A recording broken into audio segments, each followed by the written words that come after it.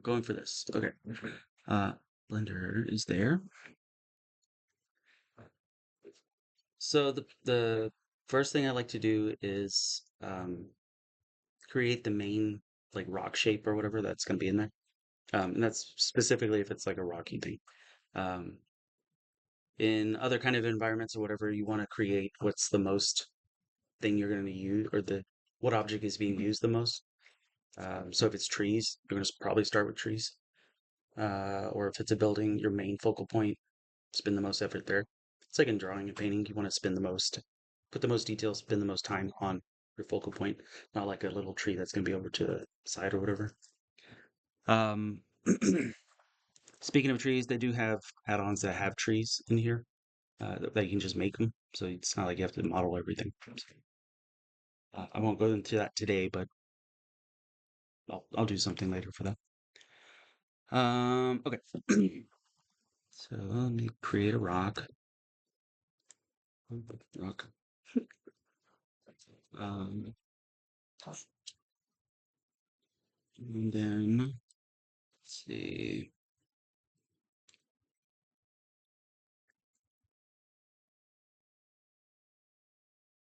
Just giving it divisions or whatever. Do you want me to talk through it or you want me to just do it? Yeah. It helps. Mhm. Okay. I hate talking. Um, all right. Let's get rid of some of these. Sometimes these corners, at least on a rock, can like jack you. It gets all, it makes it look like a box and you don't want it. You may not necessarily want a box. If you want a boxy rock, because there are some like that, leave them, but I'm gonna reduce them a little bit. Let's see. Lovely. Um, okay, so to sculpt, you need to have a multi-resolution modifier on. And basically this just allows you to go up and down in amount of polygons. Um, if you notice it, as I do that, it kind of sharpens, gets more polygons. Um, that, so that's the first thing. That's second thing. Third thing is because I stretched the box vertically, I have to reset the transforms. Otherwise, I'll show you what I'm not going to do it yet, but I'll show you what, well, actually, I'll do it right now. So it's not as bad, but if you notice, it's kind of oblong. It's supposed to be a circle. And that's because I stretched the box and because I haven't applied the transforms. That's why this is what I thought your thing was the other day or yesterday.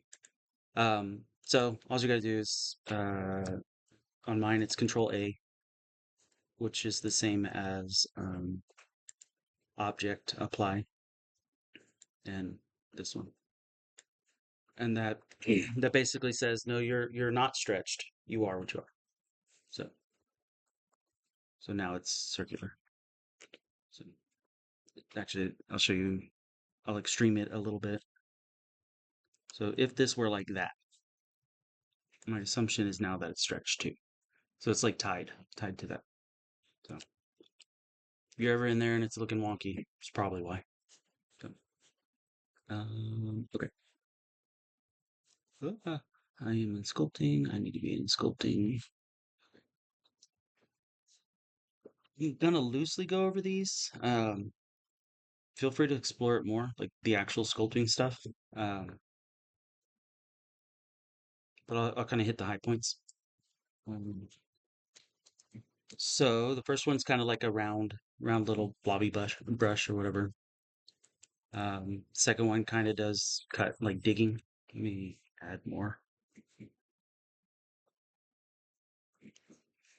This, real quick, the amount that you can actually put here will depend on your machine. So if you like go too crazy, it might crash. So just keep that in mind. On that note, I'm going to save first. Save once. Um, you always save once, at least. Wow.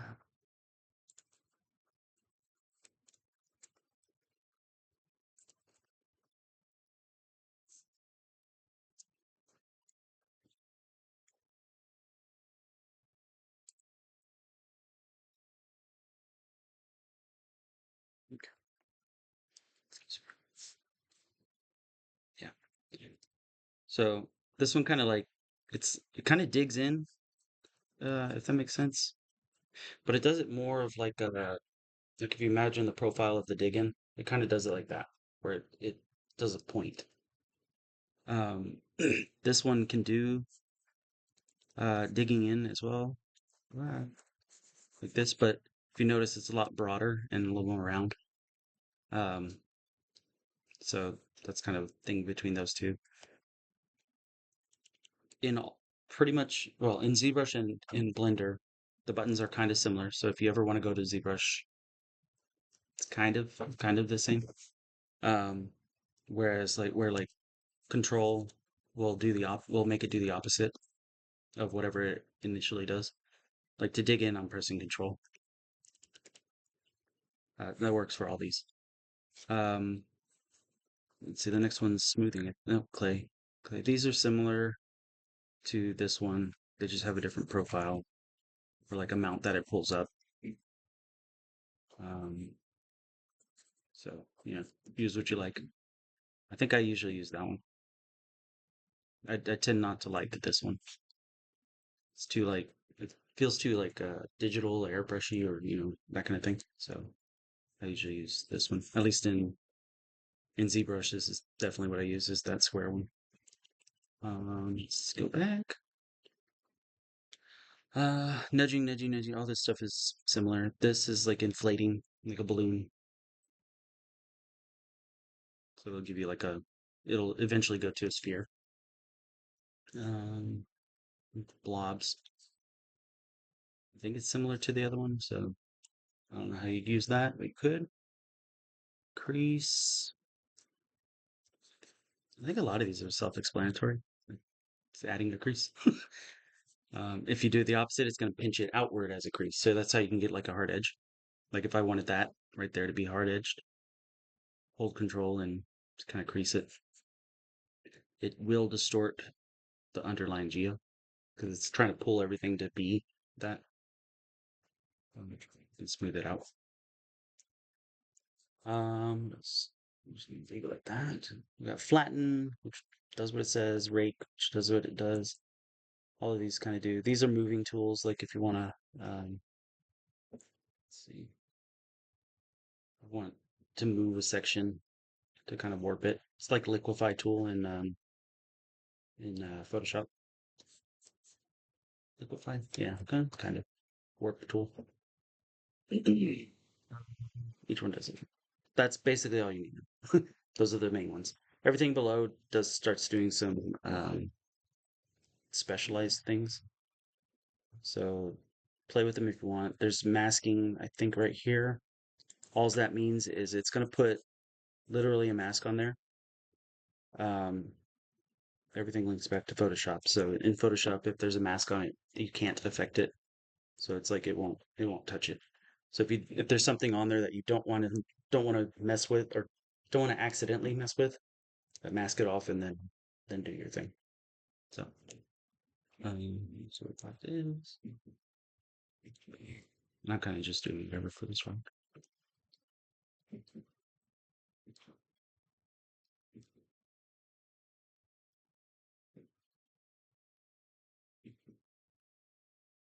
Um, I'm gonna give you one major point of advice when sculpting. Use as little polygons as you can until you need more. So, like, I would actually want to keep this down lower, lower polygons, probably even maybe even one further, until I can't get what I'm wanting from it. Um, you're gonna save yourself headaches down the road. It also forces you to focus on the macro shape, the silhouette, versus like starting to noodle on details. You can actually even use that logic in draw your traditional and drawing painting stuff. You always want to get the form and like the major things in first before you start noodling on something. Um, but is that life lesson? Uh, let's see, it's good. Just something about. And like I said, this is gonna be a whatever.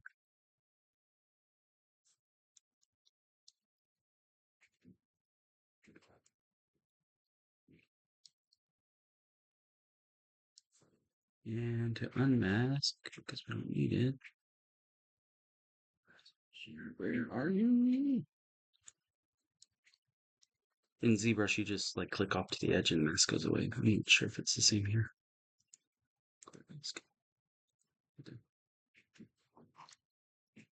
Okay. I'm gonna have to with this part, but this is the boring part. I go silent and work.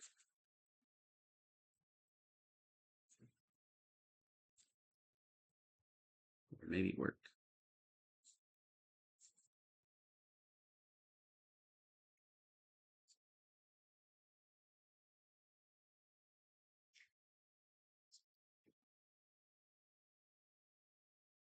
Let's go up.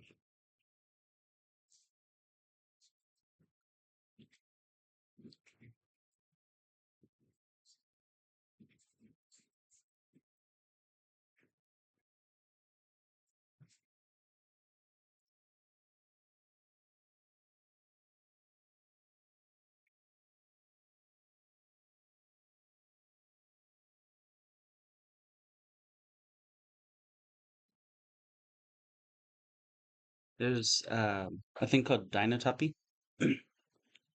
uh, if it works, it might not work with this. Actually, I don't think it does. Um, it's useful because it gives you more geometry where you need it. Like if you're gonna draw, it just do it. Let's see. A little scatterbrain today, sorry.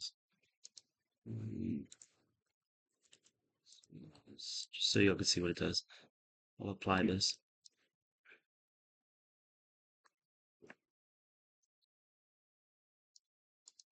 It's gone. Turn it on. Read the thing and say okay.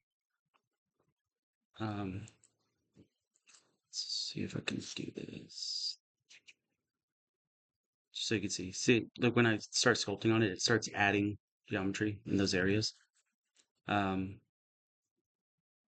maybe you want to do that, maybe you don't. I think it's in Blender, it's based on view, like how far you are from the object.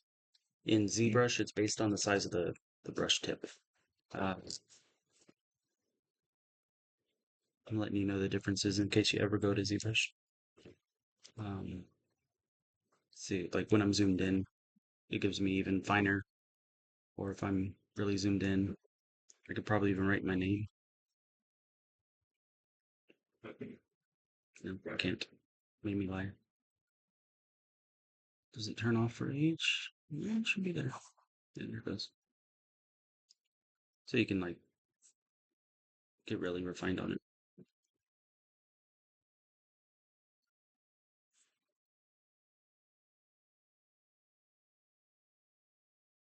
Like, really.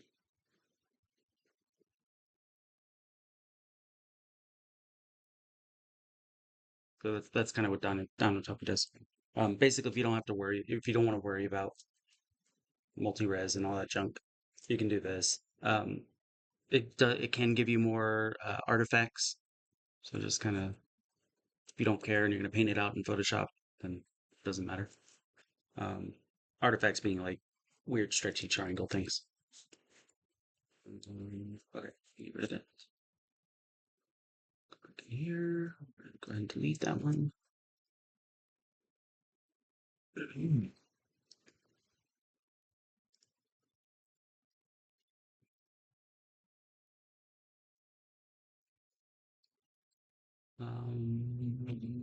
You can add textures to your brush here. Anyway, just play with that. I guess is all I'm saying. Okay. I need like music or something. Um, right here. Let's see. Let's go.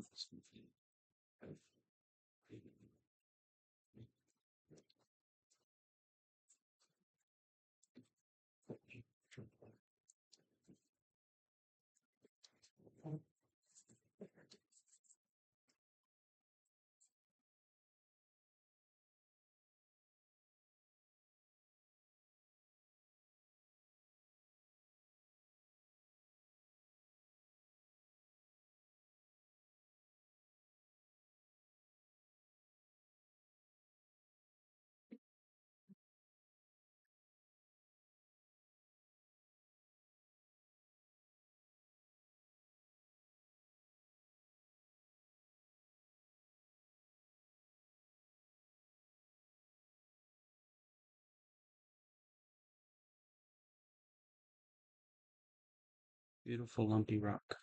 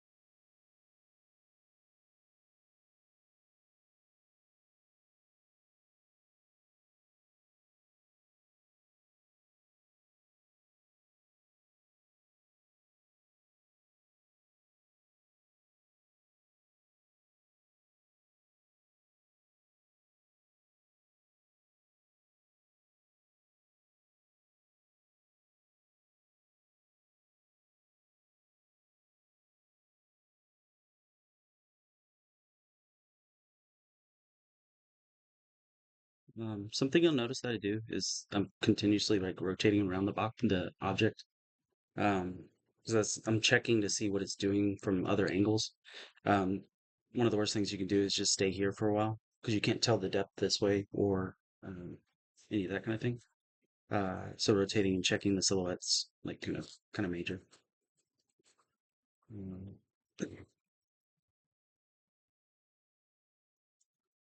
Losing and finding edges is another thing. Let's get crease out. And I'm trying to make uh, also like the different views slightly different. That's so I can have more longevity out of this rock or this object. Because if it's exactly the same on all six sides or whatever, um, when you go to place and rotate, it's gonna look like the same rock, which is not what you want. You want to break that repetition, and by adding in variety to the object that's not by itself, we'll do that. So that's do that. Let's see. Oh, I set this up as a hotkey, just so you know. So on my pen, I can click and rotate. That way I don't have to go up here. Um, there's a way to zoom in and out too, so we can set that up later if you don't want that.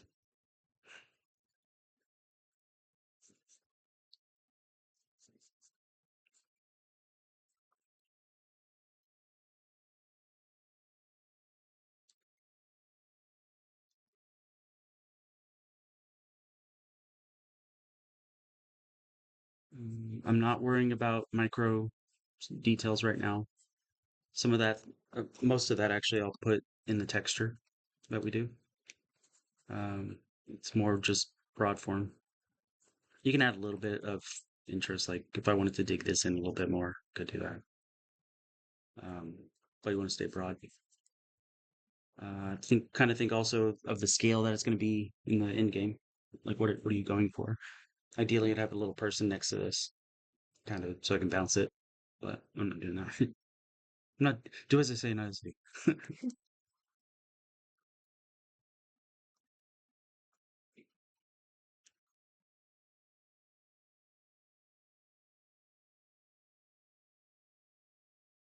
Nope. In.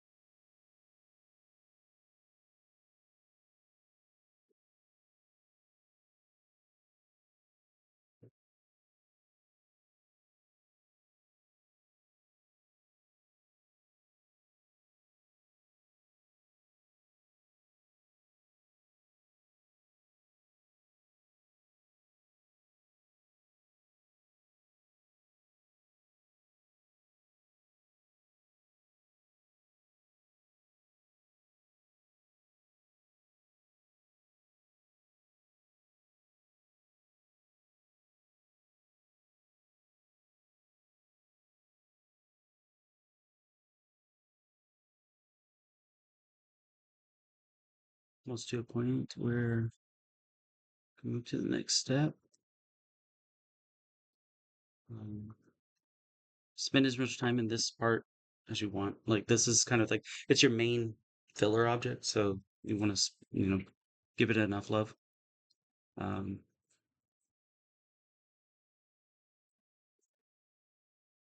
and you can always come back and kind of modify it later too, so it's not like the end of the world if you don't.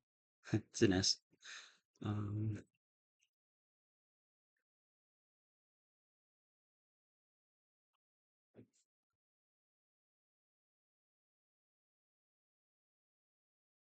and I think that's probably okay.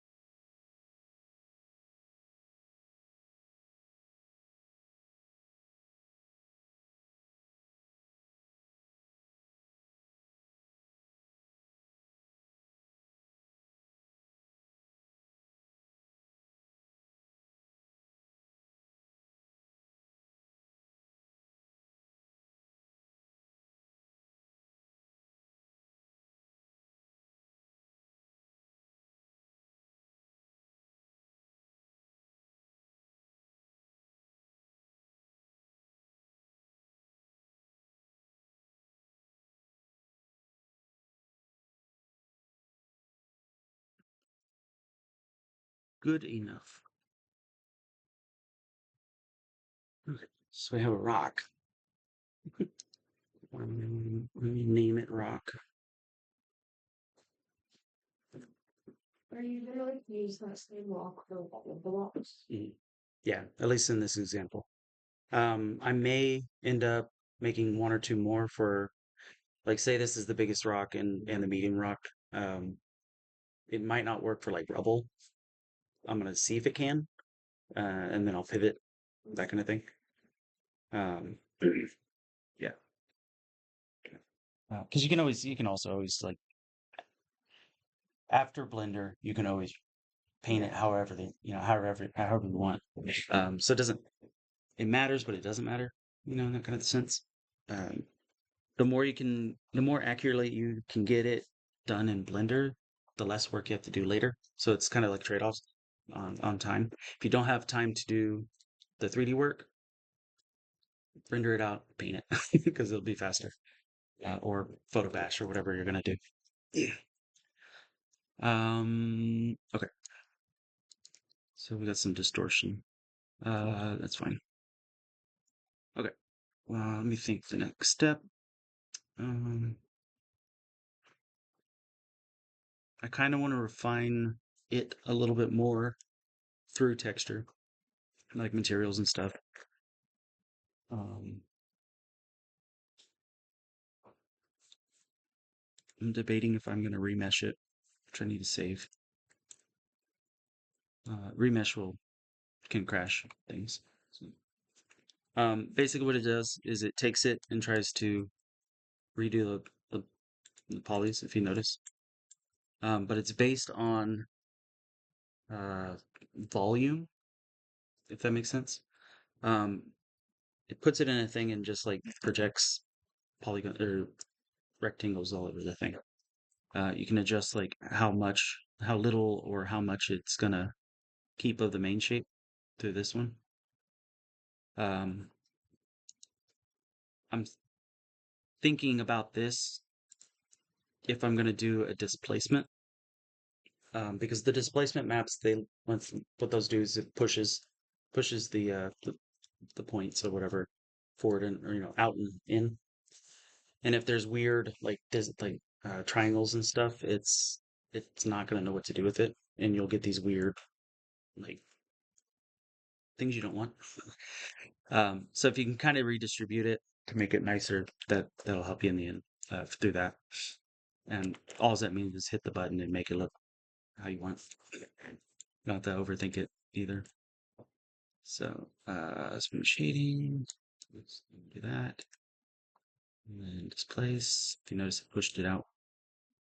I pushed it in. When you do a displacement, like when you're trying to add one, it you do this, you hit new, and it throws it down here. So this little checkered box down here is how you actually add the displacement stuff. It's stupid that it's not right there, like in all the other things you add textures to or whatever. It's right there, like up in the same spot you're adding it. For whatever reason, this one is down here. So it's just the thing. It might be different in the newer ones. You might have a slightly different issue. Maybe. We'll find out. Yeah, I was playing with the 4.2 and most of it's similar. There like we found out the previous time. There's some things that are jack or removed and placed somewhere else that we don't know. So okay.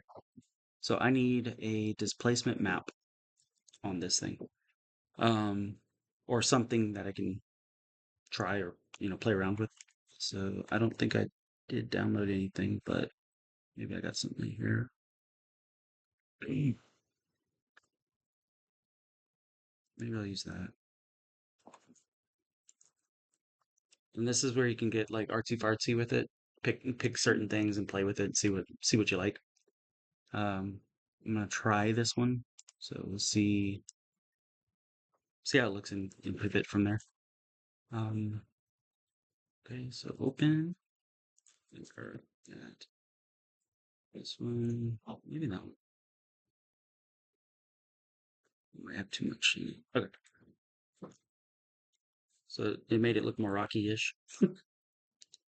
Um, but the question is, do we want that or not? Because that's what it did to it. So it's pushing things. Or you can put more or less to add a little bit of variety in it.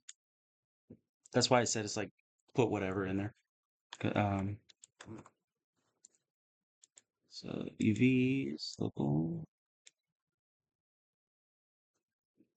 Maybe that's all we need. Just a little bit. Um, here.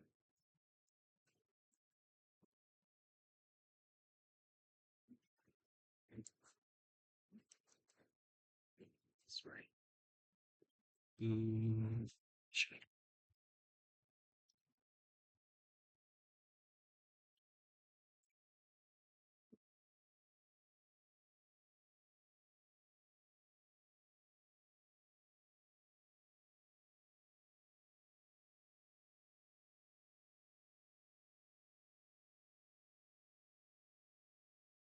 Hmm.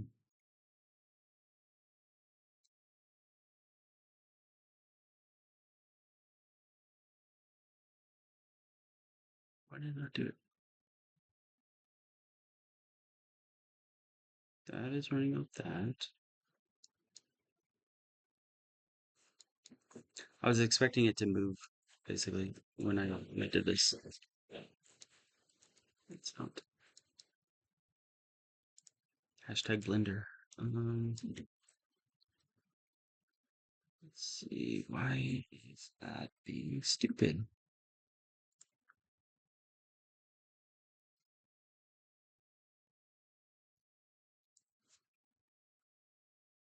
Oh well.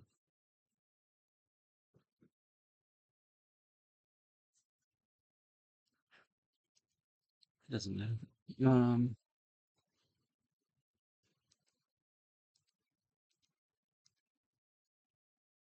That one.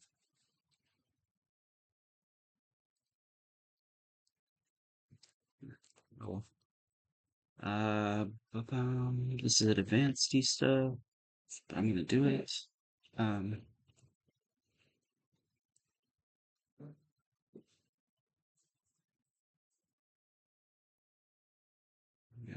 10, 20.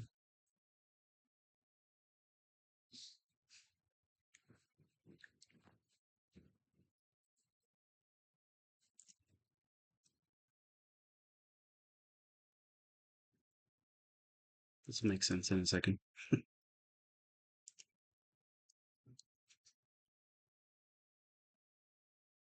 Essentially, you can tell it to not affect certain areas through like a vertex mask. That's this. Once again, advanced stuff. Don't have to worry about it so much. I just want it because that's too much. Paste the items. And then go to displays, vertex move. And it got rid of it everywhere. Stupid.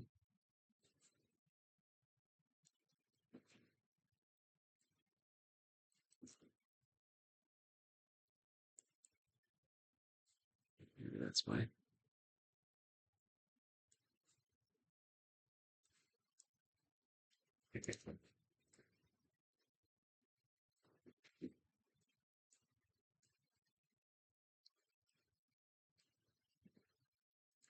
Random.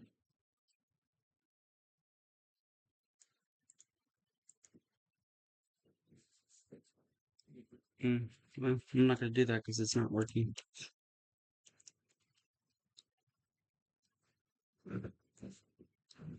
We'll just go with this. That's good enough. Add a ground. Go.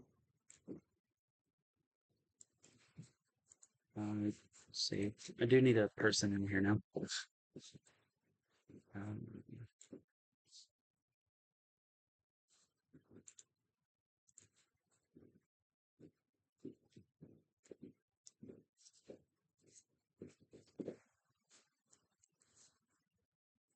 What brand of mouse is that? I just saw a dragon. I'm sorry. it's good. Red dragon, redragon.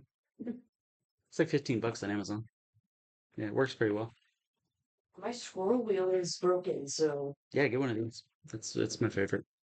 It can run a little fast, like, but you can adjust it on the top, and you can change the colors.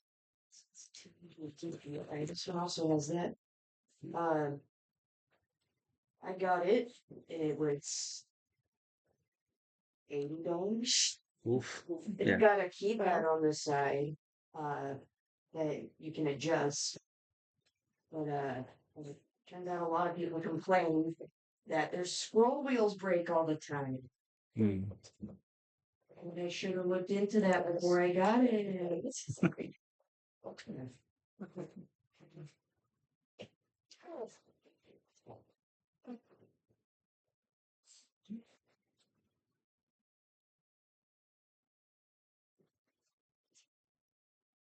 There's Spideras.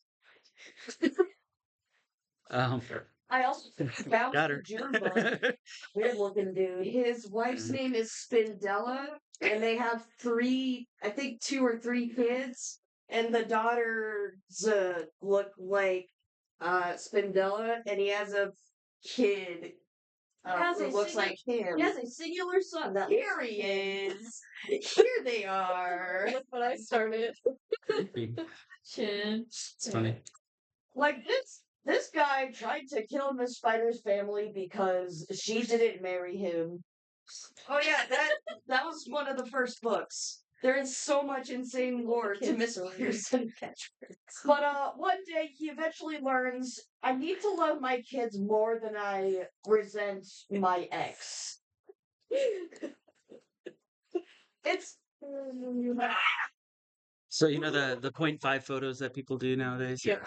yes. That's basically all this is. It's wide angle lens. I saw a drawing. I saw a My drawing. daughter does that. She comes up to me like, or she'll do that one. I saw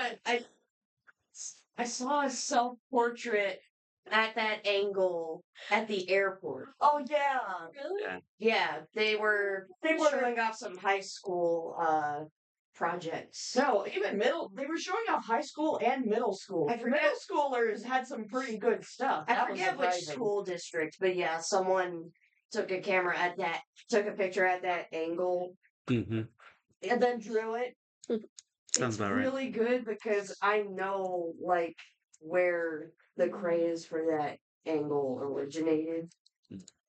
It reminds me of that Breaking Bad meme where sometimes people do a wide angle lens.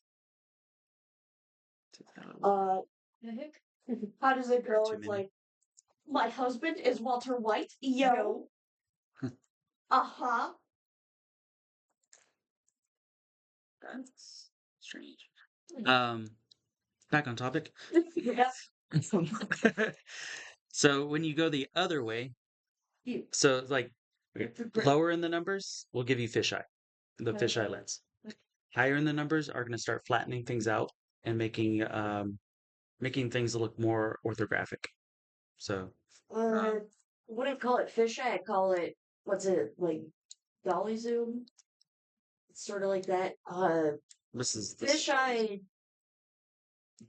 like proper fisheye, I think only works if you have sideways rendering. which is yeah. I'm talking like the basic idea, Yeah. not exact. Yeah.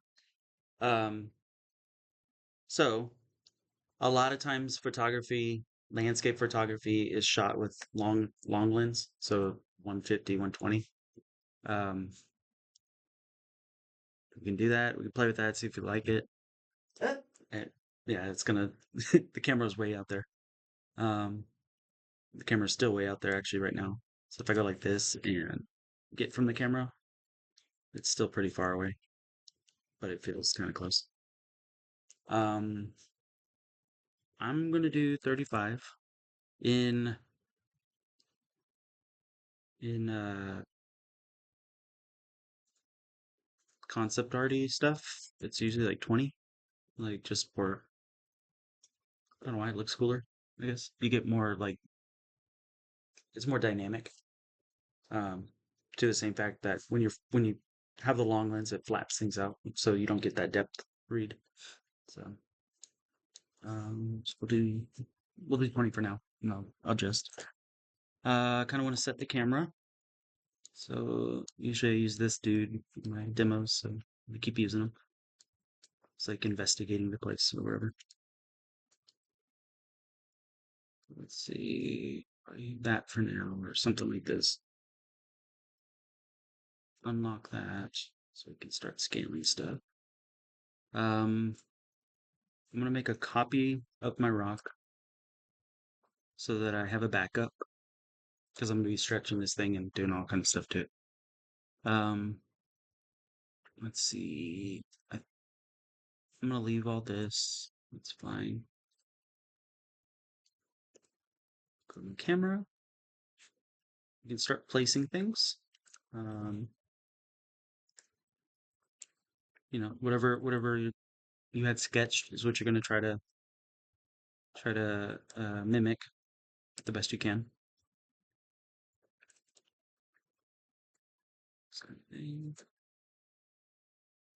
Just doing a simple scene.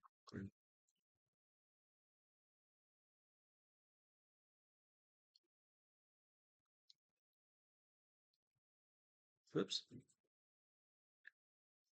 No, wrong period. This one. Not even in the scene. Okay. So if I had another monitor, basically my camera would be there, and then I would be here moving it around to try to get it. So because I don't have that, I'm gonna have to bounce back and forth. So that's why I'm doing that. Let's get rid of this. Actually, I can do that. Mm,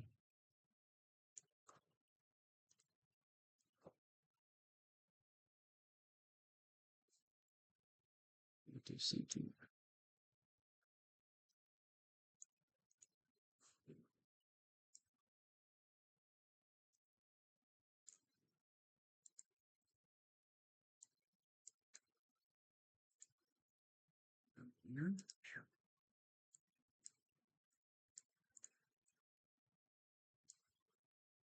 Get rid of all this garbage.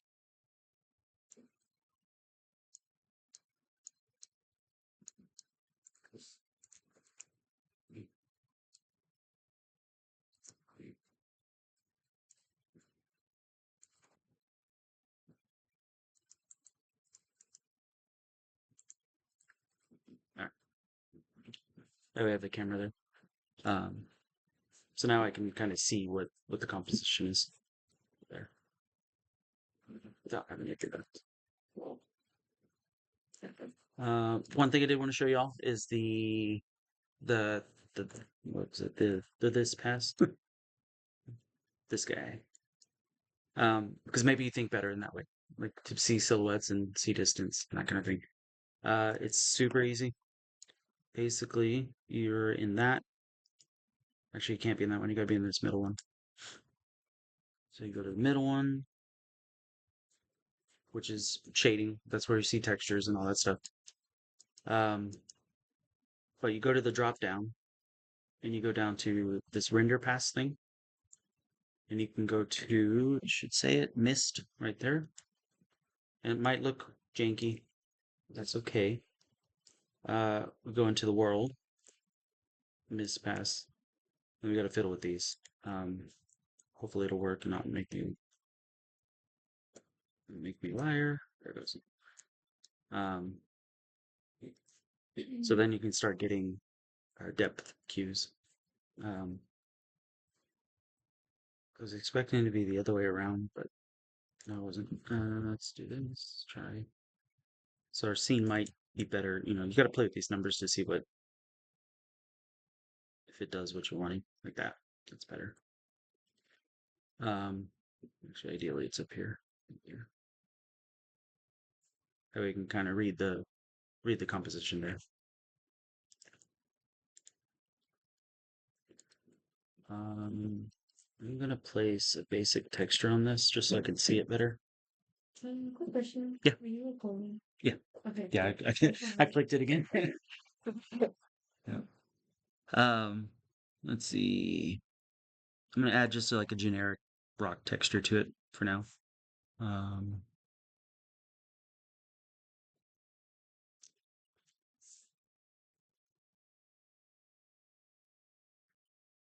Nope. Just, let's see what we got to use. I could use pizza. I will use this if it.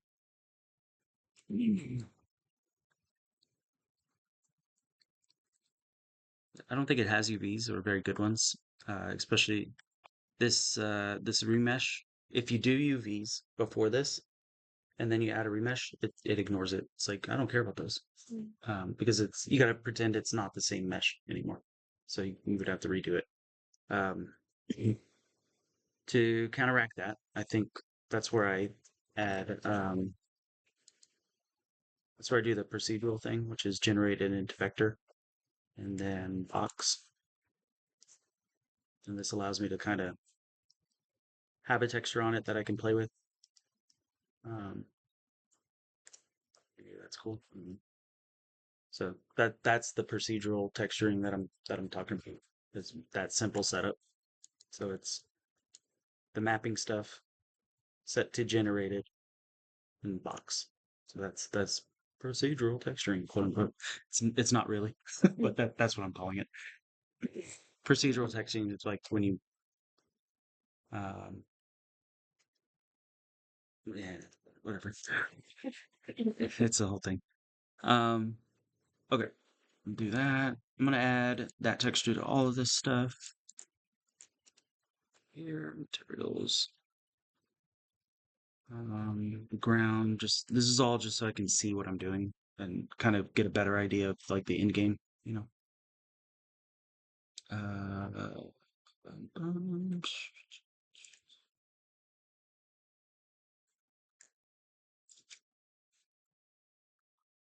have a ground in here. We'll use this one. It doesn't have texture. or material. I don't think I named that.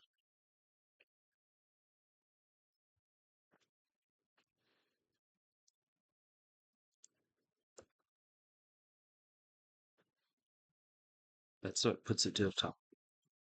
See. Drag that in here. Click that there. Loads in.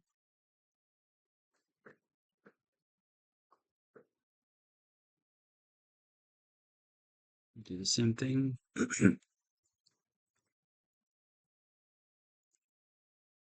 Okay. Let me go back here.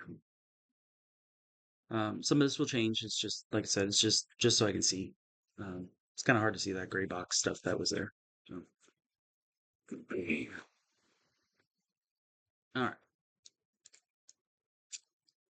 Then you just make something that you think is cool. Um,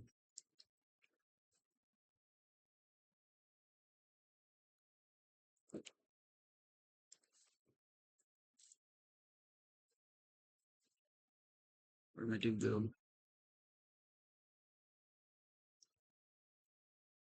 I don't think it has a name.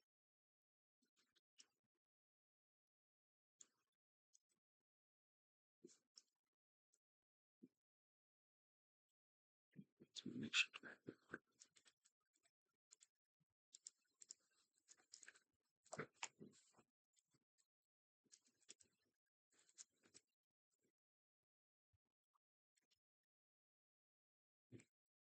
Did you write all that stuff down?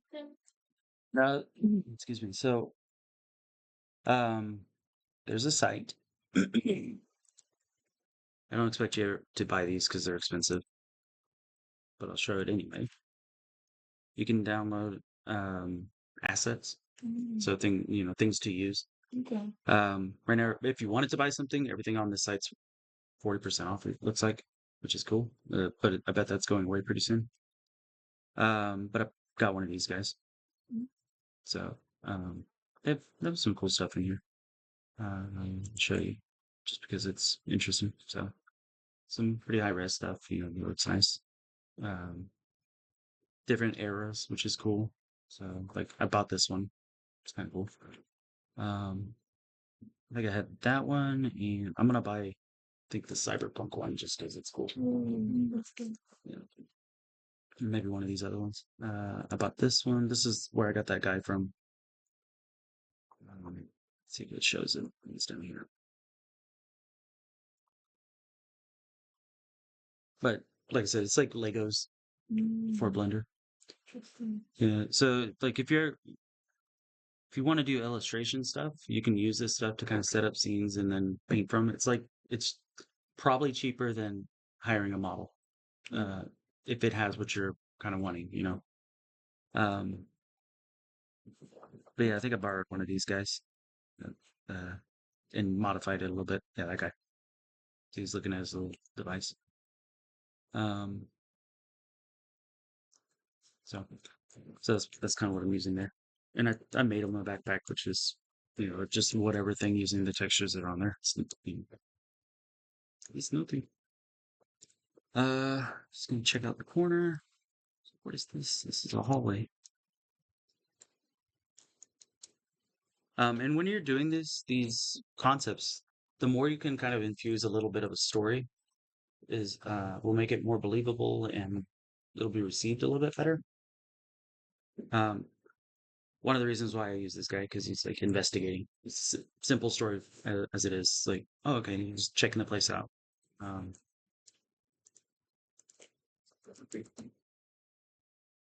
measures and like I said, you don't have to stick with the rock that you know exactly what you have. You can start playing with it a little bit. If it's not working for what you need. Um, I think for the most part it's fine.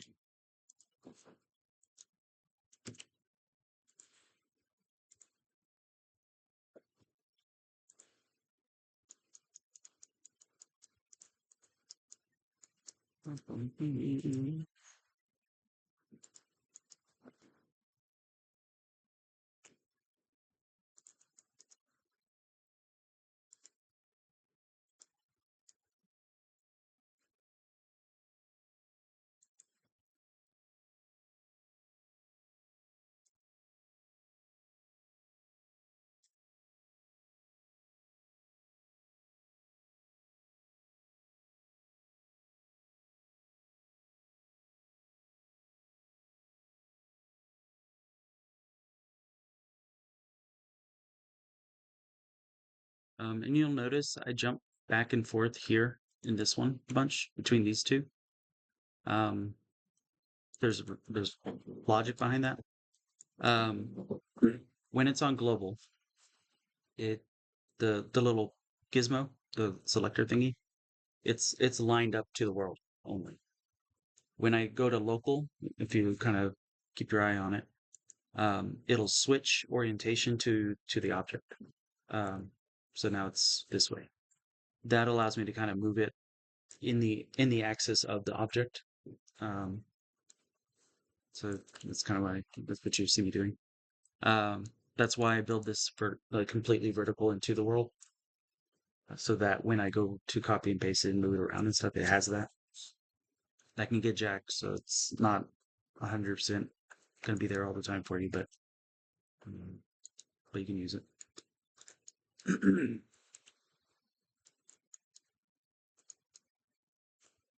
Right now.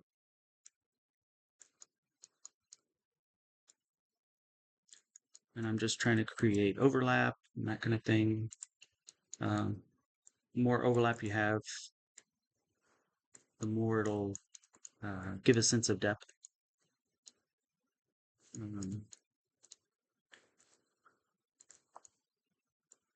Because it gives you cues, extra cues.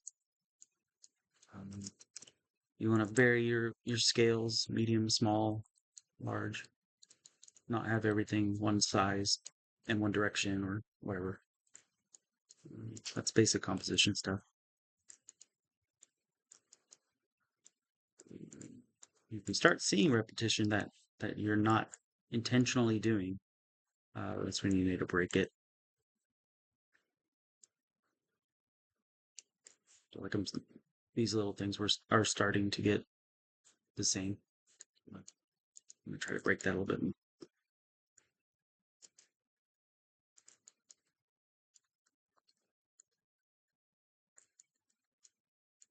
Is that enough?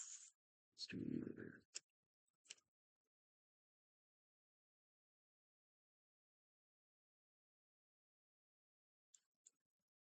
And you want things close to the camera, and because the world doesn't exist only past the camera, there is stuff before you, behind you. So doesn't mean you have to build up the whole world behind you, but just a little bit, beyond the camera. So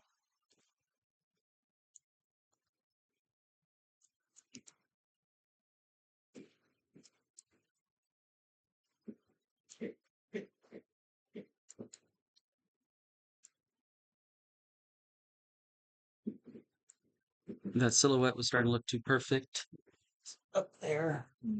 So I'm going to try to break that a little bit, give it a little bit of something.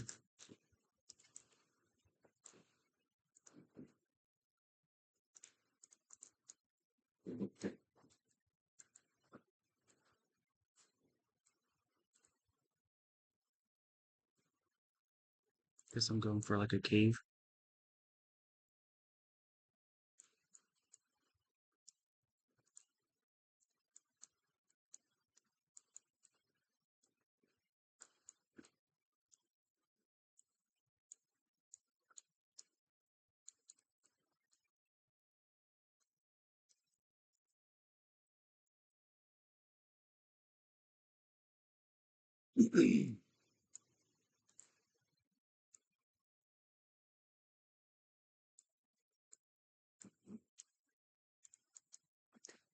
In video games, generally, like you won't have this much freedom to kind of place whatever wherever, unless it's like in the beginning of the project.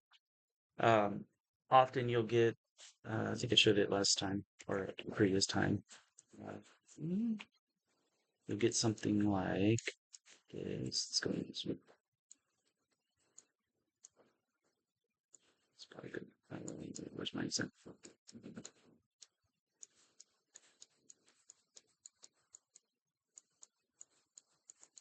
Yeah, you'll get a space like this.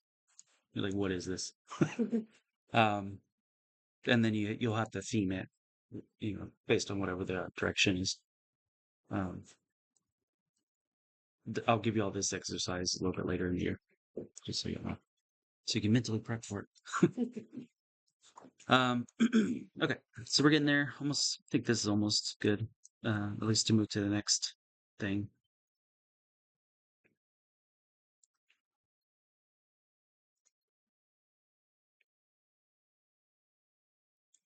All right. Yeah, so it's fine. I brought up the game design thing just because, like, maybe you want to actually kind of where could the player go in your scene? You could go this way, you could go that way and get stuck. Maybe there's a treasure back there or whatever. Where enemies come out of this hole. Like little story things that you can kind of suggest to the designers or to whoever. It'll make it more likely that your thing will get chosen, or will fit the problem that's needing solved. So, okay, so there's that. That's our scene for now. The next things is to actually add the fog to this scene, and then to start lighting it. Because right now it's there, but it's not really. So, in Blender, you have to. I'm gonna close this one for now. And let me organize my scene.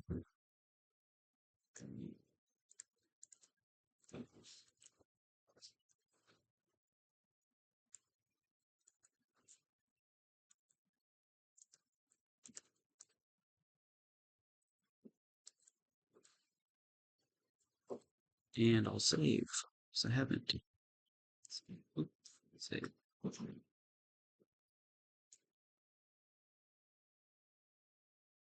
Close. Those are good.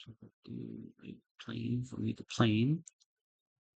Call this ground.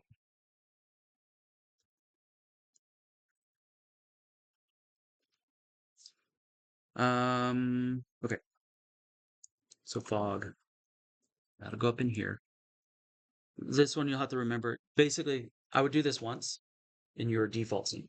So you always have this, and you don't always have to remake it. Like I'm doing right now. So you add a box, cube. You scale it up really big, like that or whatever, where it encompasses your scene and is beyond your camera. And we're going to use this to be like a fog volume. So you name it fog. I'm going to name it all caps. Name it fog. Put a material on it. Call that fog. And we go to shader. And we nuke this. We don't need it. And we add it's principal volume. We add this guy. So that's what you'll add. You'll hook it into not surface where the other one was, but volume. And it should, if everything works, go black. It's there. It's just really strong. So we have to kind of knock it back a little bit. And the density.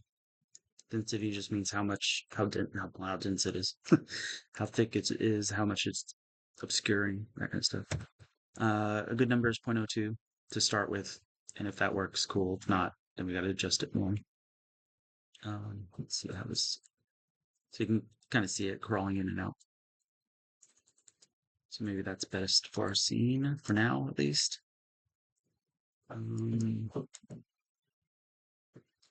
The other thing is we don't really have a light in here yet, so it's not going to light 100% accurately. You can see fog starting to show up. if I didn't have that, it would look like that. So that's kind of what it's doing. It adds the cool factor. So it makes things kind of blend in, mesh well better together, that kind of thing.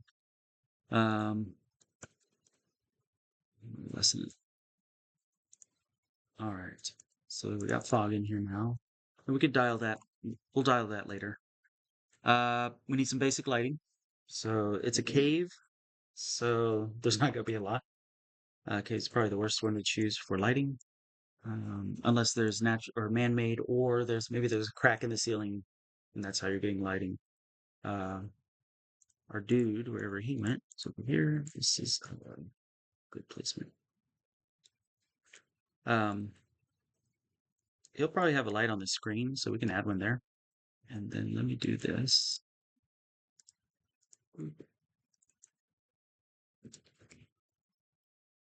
Lights.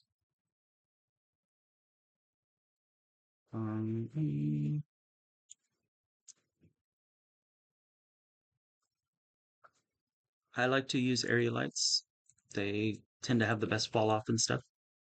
And they work pretty well with that fog volume.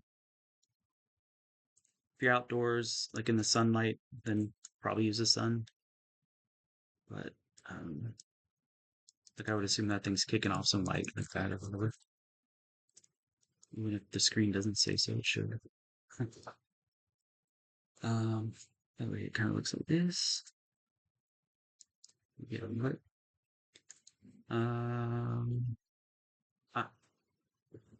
I showed this last time, Izzy. The HDRI. I think I showed it even with the cups and the stuff previously, but I'll run it again. Default, it'll probably be like a color, just a solid color, a gray or whatever, and that's your ambient light.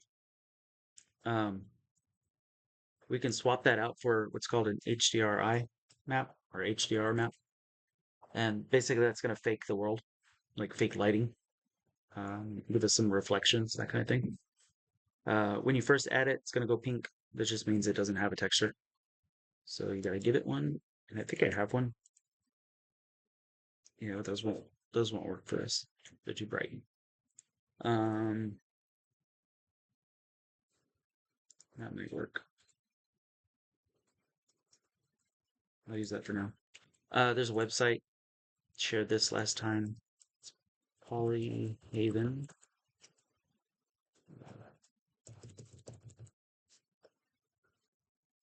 You can get a bunch of new ones in from here. I think this is the right one. There's a spoof website that's not the one to go to, and then there's a real one. So I think this is right. Yeah.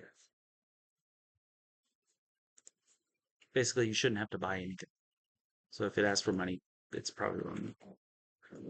Then you pick one that matches it, matches the lighting mostly that you're trying to go for. Let's see if I got. So we're in a cave.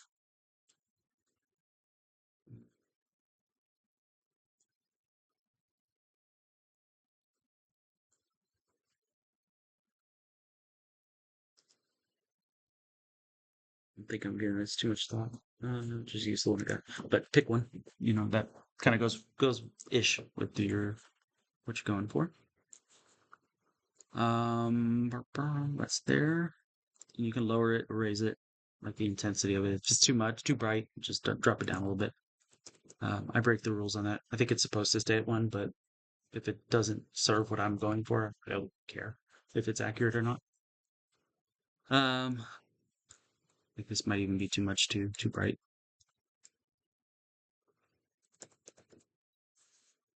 Let's see what else. Yeah, fog's starting to go weird. Okay. Let's color space. Should I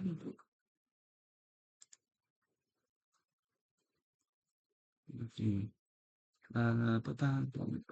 see. I need more lights. That's what I need. There. There. I need a strong directional, like main light. Crank this up. Whoa, too much.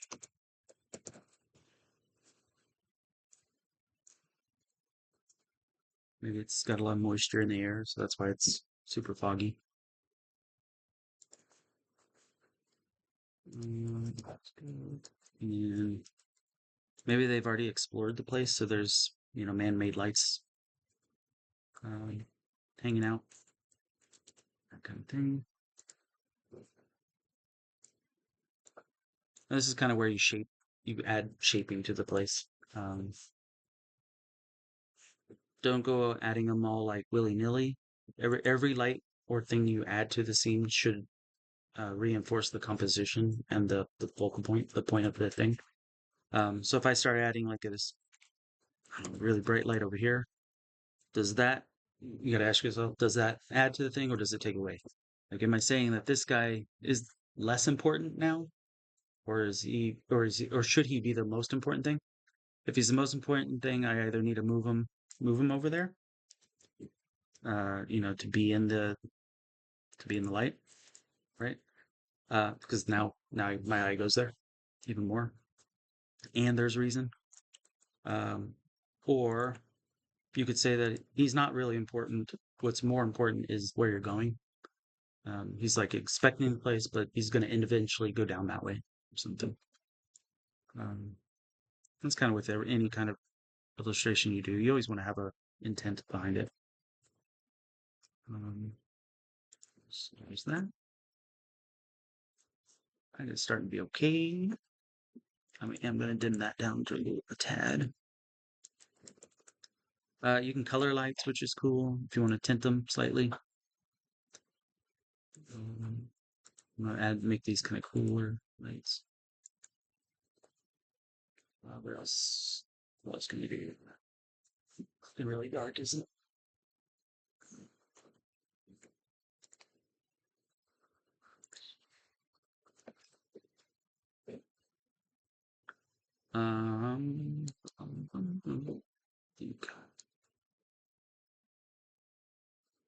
Some clipping.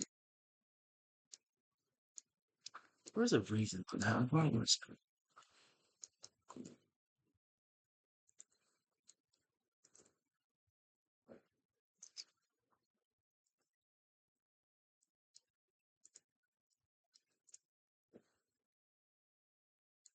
I don't remember much. It's this gallery. Okay, I think this is it. And this is why I'm going to post this, because there's a lot of info. So what I just noticed is that my fog, it actually isn't interacting with the background, like beyond the geometry I have right here.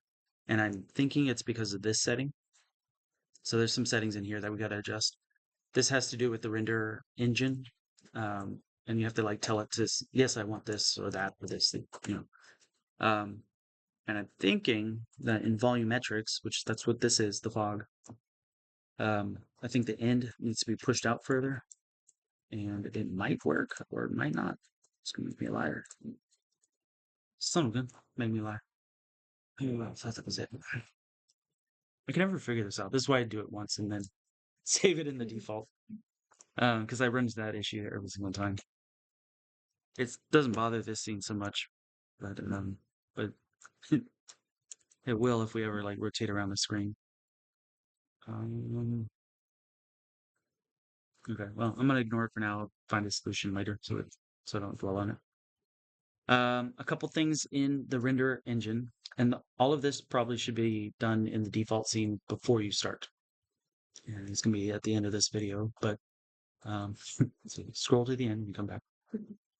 You're gonna want ambient occlusion on, but the settings that it most likely is not correct. Basically, it's too small, like the impact of it. So I usually put 5 to start with to see if it affects anything, and you can turn it on and off to see what it's doing. Like if you look at the bottom here, it's kind of showing. and not showing. I'll go up as high as like 15 sometimes. Um, that's just how far it spreads that ambient occlusion look. You won't have this in the new one. So Oh, okay. yeah, this it just does it, I Oh. guess. I don't like that because I like to get what I want from it. Yeah. So which is probably why I'll stay on this one for a while. But it's okay. You don't necessarily need it. Like you can always paint it in Photoshop. Bloom is a nice one. It won't show up right now, but that's like uh dirty lens or astigmatism, basically. We all know what that is. um, so that's a good comparable.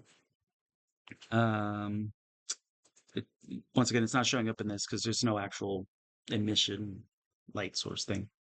Um, there's lights, but not like a bulb. What else? Screen space reflections. This one's a big one. So if you notice when I turn it on, like the whole scene like shifts in values and colors and stuff. Maybe you don't notice that on that screen. It's kind of not easy to see. Basically, it's what it does is it looks at what's on camera and what it can see, and it'll reflect that. What it doesn't do is if there's a light bulb, like if I add it, actually that's a good. If I add, let's see. So we have this, and it's glowing.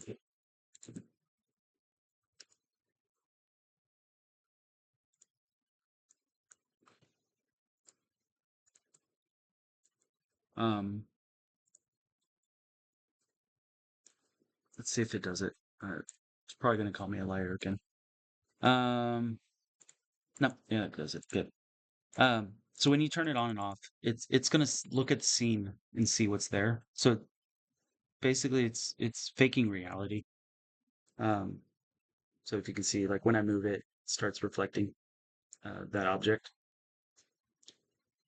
Problem is, it does it back here too. So so you got to kind of like, is it working? Do I care enough that it's doing it or not? This is I can show you bloom now. So that's bloom. So it makes shiny or makes glowy objects look like they're glowing. Uh, Screen space reflections. If this orb is glowing there, so you see how it's like affecting the world too, that kind of thing. Mm-hmm. If it's behind the camera,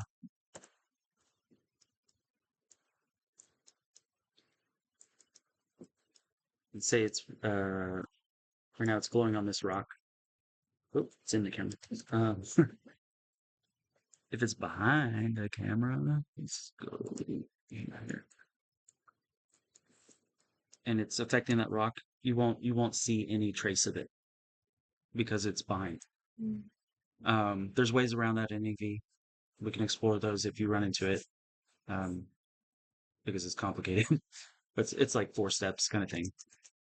But it's just something to know. So we don't need that.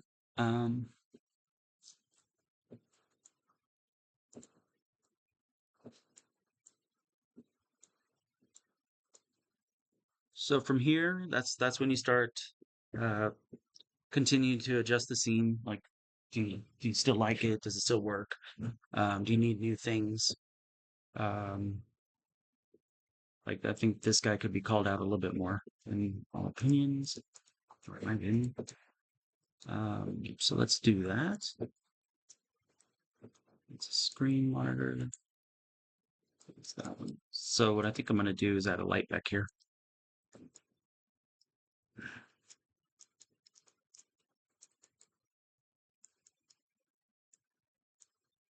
Might make it cool. Excuse me.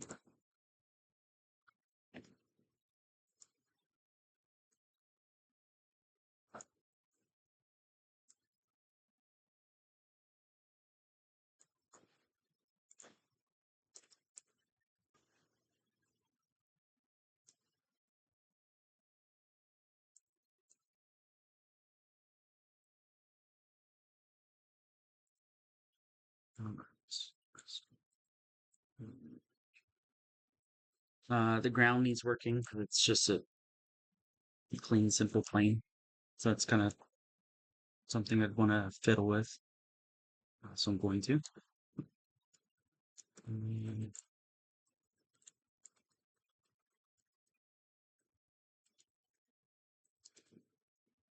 What I'm going to do, sculpt on it a little bit.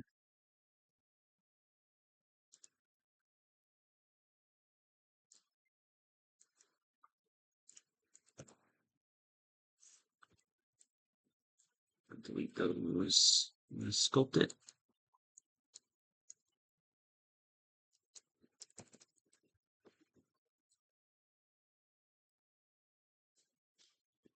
To give some ups and downs, dirt buildup, that kind of thing.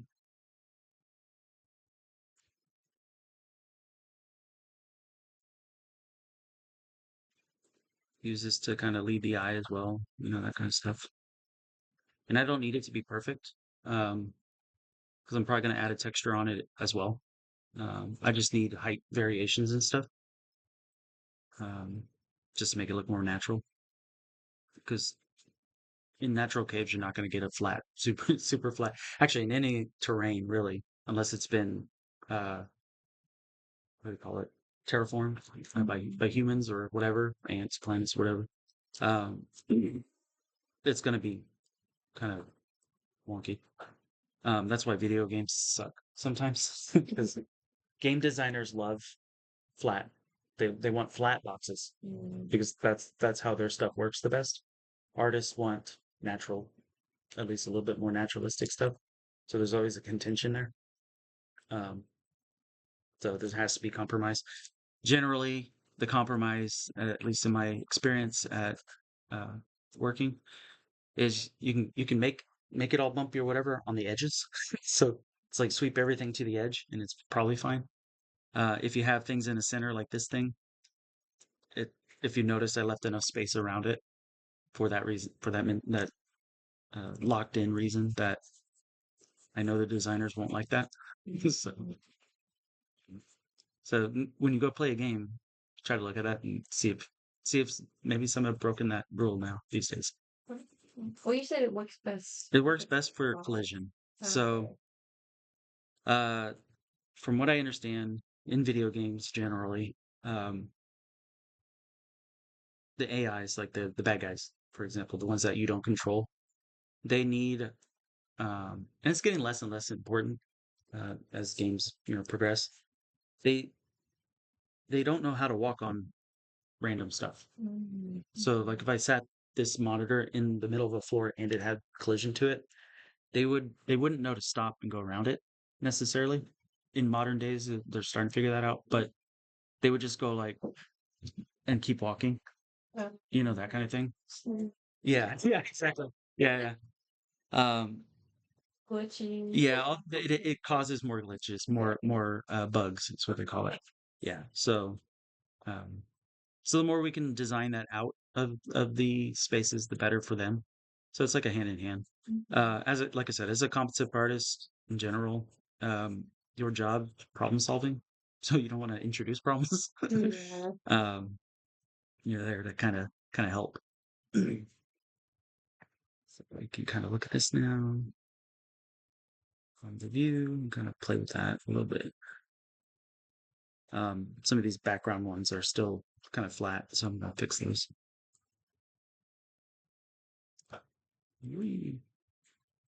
Back in there.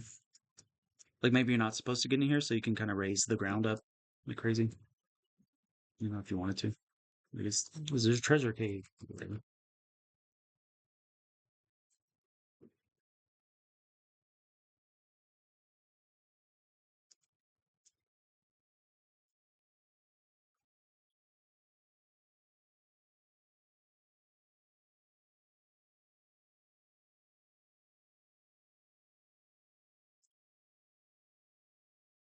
And right now, so far, I've only been adding.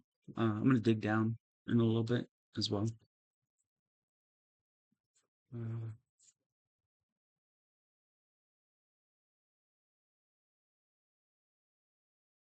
Probably back here, actually.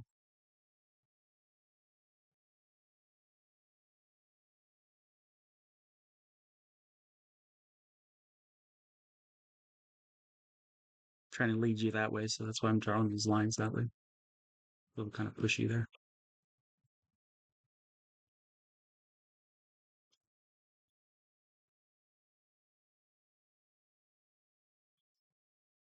And before I started this, I probably should have gotten some reference for caves and stuff just to kind of um, do it more accurately. We'll say. Um, I have a general idea in my mind's eye that of what to do, so that's why I just went forward with it. Um, y'all should get reference. Let's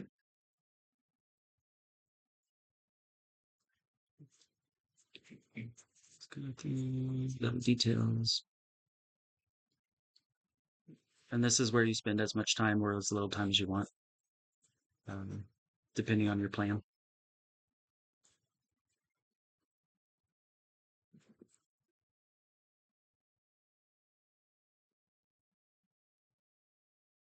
Start digging down a little bit.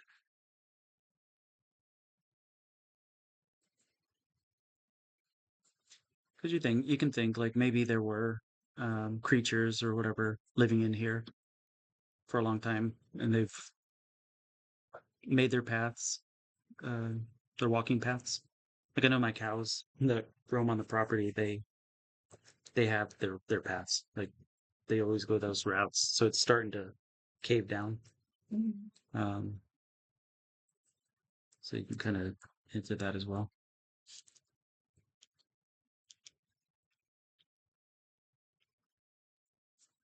Do you ever know like in what pictures or anything? Okay. Yeah, we can play with that a little bit later too. Hopefully, we have time. The same kind of thing. Like, you know, use what you know.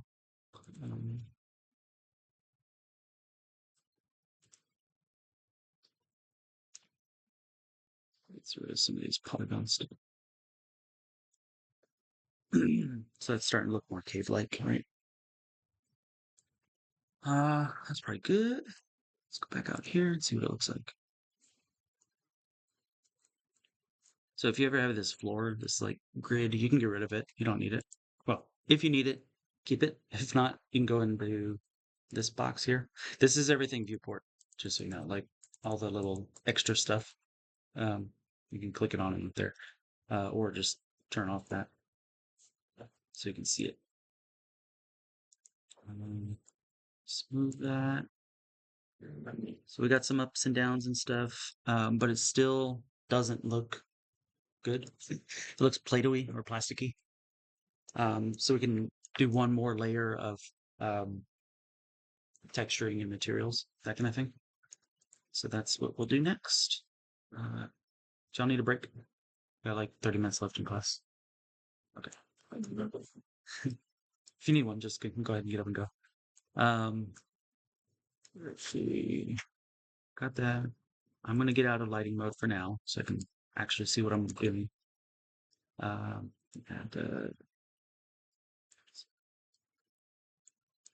so this is what it looks like right now, and that looks not good. So we can kind of play with the shader to get something a little bit nicer. Of course, I did all that, and I meant to do it in this one. We don't. Oops. We don't need that.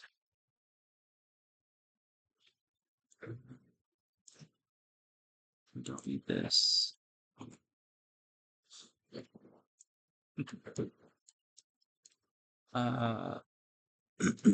Okay. Couple things we're going to play with in here. And I think I've gone over this before, but repetition is what makes it stick. We're going to play with the roughness for shininess. And I'm going to play with the normal, which is just fake bumps, fake lighting. Yeah. So first, what I always try to do is just I'd say, can I use the texture that already exists to create some variety in it? And it doesn't look like I can, which is odd. It should have. What I was expecting was it to have non-shiny areas, so that didn't work. So the next step, oops. So add a color ramp. Where is it? Nope.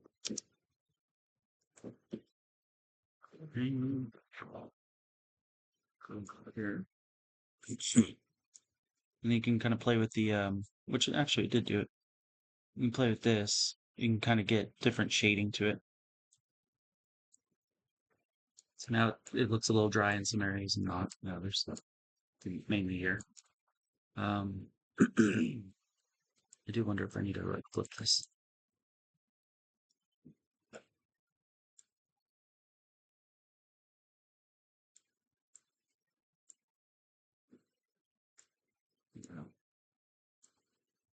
So some areas look like maybe it has water. That kind of thing. This is what I'm doing. I'm creating a mask, basically, that says be one or the other. We can use that to tint down the things. How to do this? This color. Mix that in.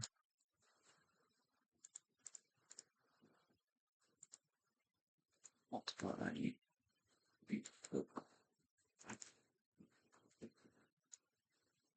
It's too much. It's like black tar. But generally, when things are wet, they go darker. So, so you want to kind of like do that in those areas. Just a little bit.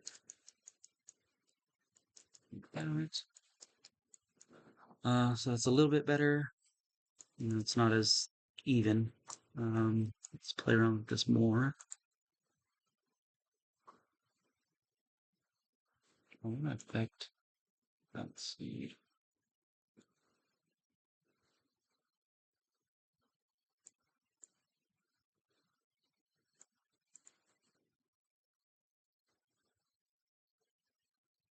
Expand a little bit. Okay, that's good.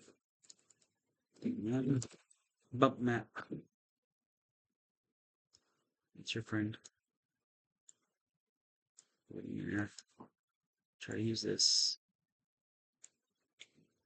It's gonna go crazy.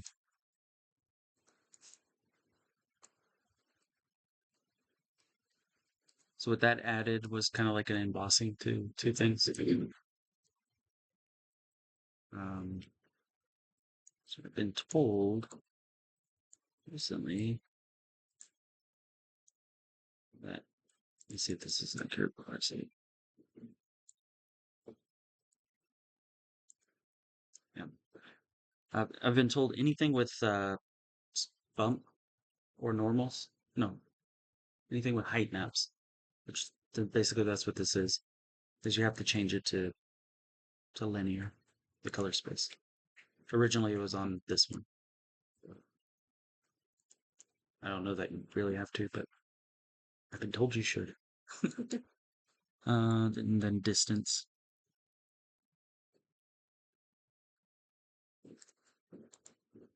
You can play around with some things, give it a little bit extra.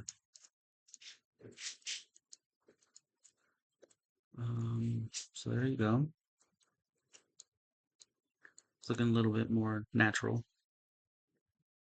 One thing I do want to do is probably add a displacement map to this thing because it is so, because I didn't spend enough time sculpting it. So I want like rocks and stuff to kind of poke up. So we can do that. And through here, displacement, and it goes super high.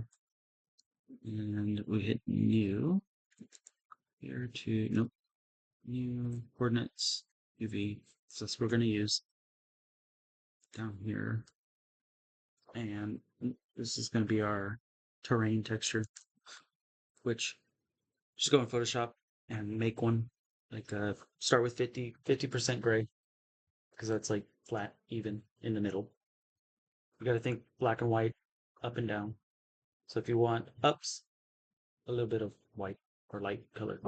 Do too much, it's gonna go like all the way up there. So you got to think 0 degree, like sea level, 100 foot above sea level, kind of thing.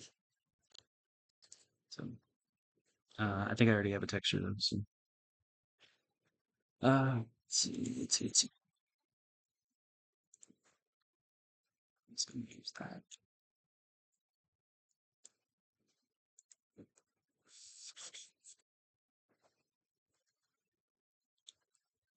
Where is it?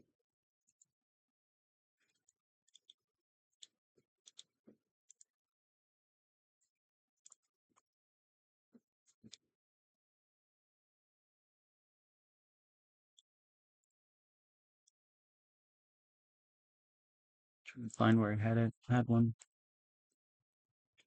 or at least something I can use that looks like it.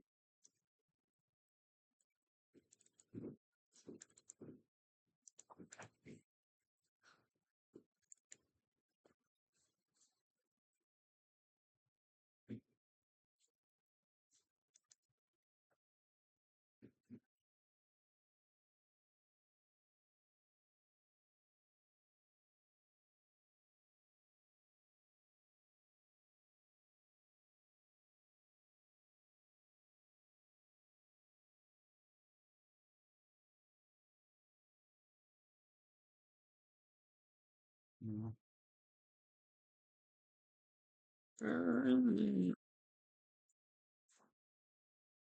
30 more seconds. I'm just gonna find one online.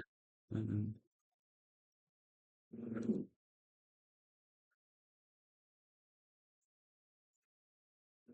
Wouldn't be in there. That would make sense, but it's not there.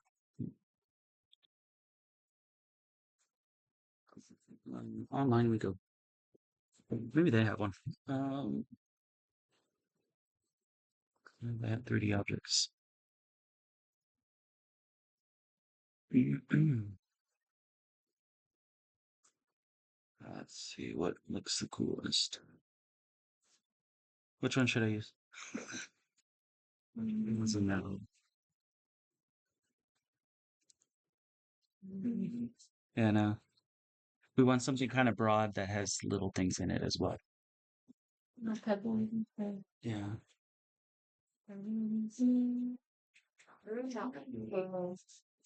Right under the Disney. That one. Yeah. This one? Okay. That was nice. We'll see if that one, hopefully that one's actually there. So that's a lot of micros. Is there one that's large? Maybe that one? For like larger. Good Or too. one of these two Yeah, one left. left? Okay. All right, we'll see. We'll try both of these. Well, free resources, I guess. Now it's cold. I want to burn my throat. Okay. All right. Zero that. So over here you can just download it, and it should come with all the stuff. Those are the people that made it, so they're awesome. That's the person that made it. It's awesome. Load. And you'll see how drastically it changes, like in quality, with good resources, basically, properly made things. Let's unzip these. Oh, that's not what we wanted to name it.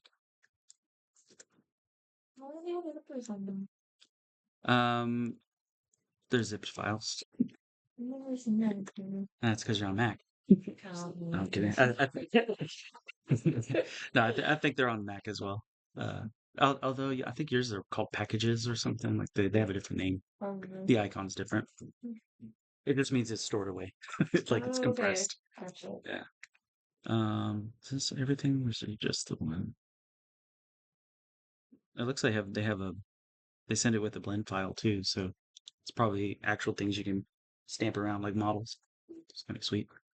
Okay, so that was Rocky Trail. Let's do this one. No, stop trying to do that. Okay, so we got that. Okay, cool. Now we have rocks.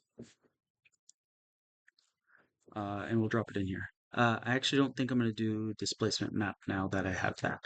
Um, but let me verify.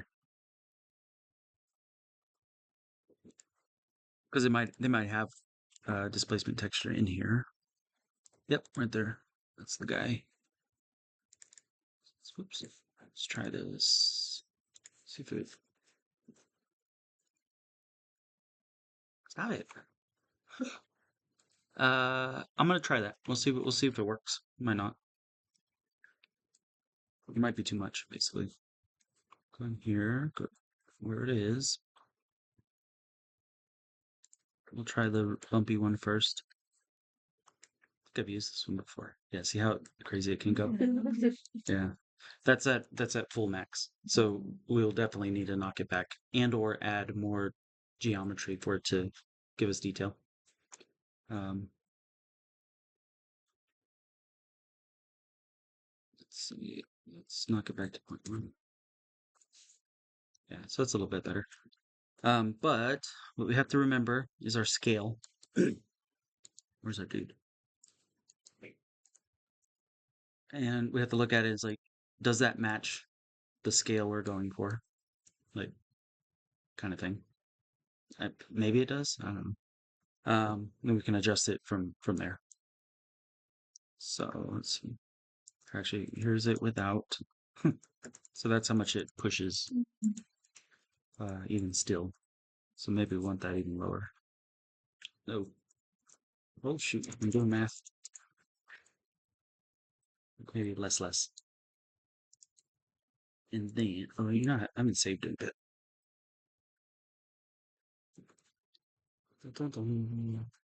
Let's add more geometry. It's gonna put it below it, but we want it in front of it so we can get more in. So as you notice, more of that rock is showing up. If I had that off, that's what it was. So, I'm gonna do one more. Do one more. This part is however much your computer can handle. So now you can see it's like really pulling out all that rock. Kind stuff. So that's going to start looking pretty good in here. So that. Let's see, what else can we do? That's good. We're gonna, yeah. I'm gonna want to mix in the base color from theirs, and also the stop listening, sir. And also just sometimes also the like all the other maps. Basically, we want to try to mix it in. So just because it's gonna be a better because they spent time on actually creating it. It's gonna look better. So might as well use their stuff, and then modify it from there.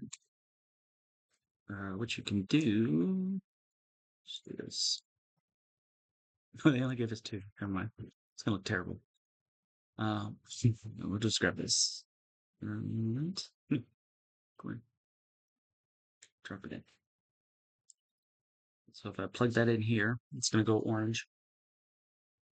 But it looks better, right? It looks cool. Yeah, so maybe that's what we do is use that. At least as part of the thing. Actually, you know what I can do?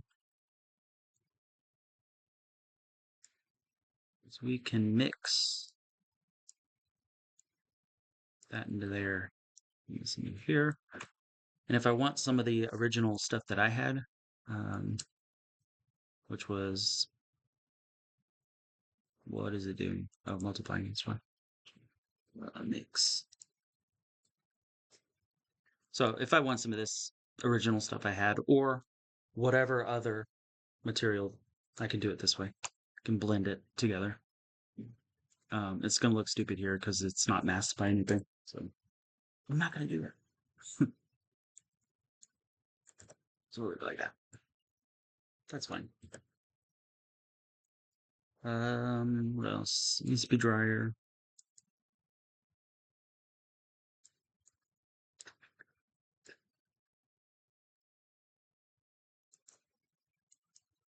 So if I want water, I'll do it a different way later.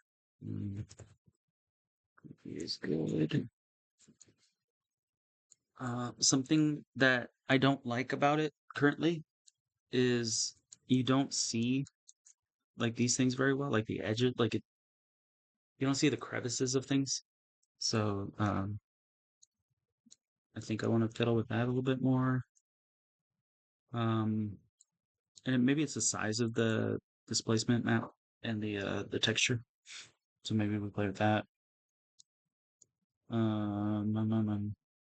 What else? Why didn't they give me these? It should have given me these. I want them. Maybe that's. Oh, that's what these are. They're just not. They'll work. Let's see if we can find them because that's gonna give us even better result having those. So let's go. Stop it.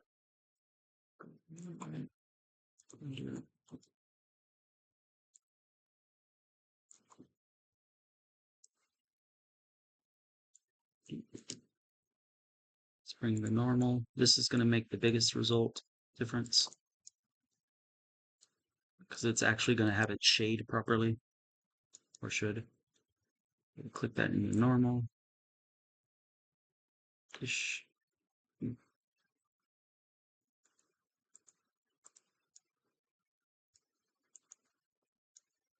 try a different.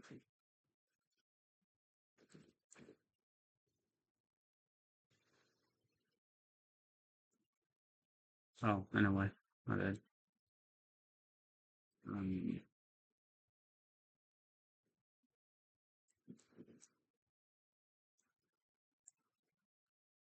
I forgot a step.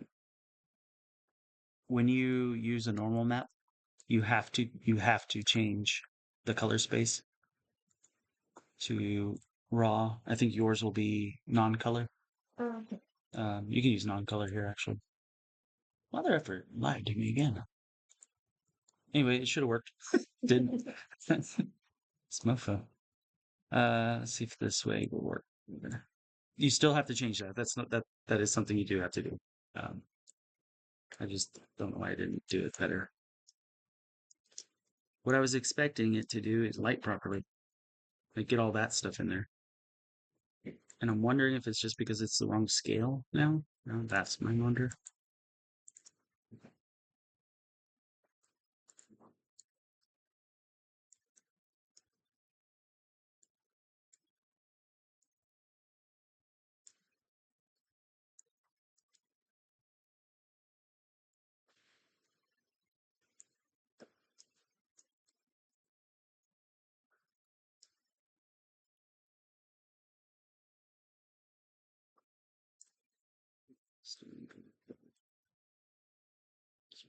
Okay, maybe it's painted in until the details in. Um,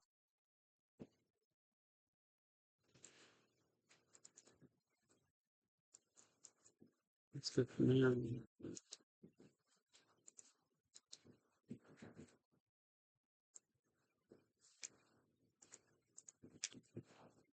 Here you go. It's a little better than before. So it's now a little bit more natural. Still lumpy, but we can paint that. We can fix it later. It's not a big deal. Or we can keep trying to break our machine by adding this up. Since thinking hard.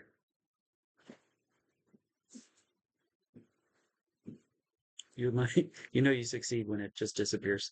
There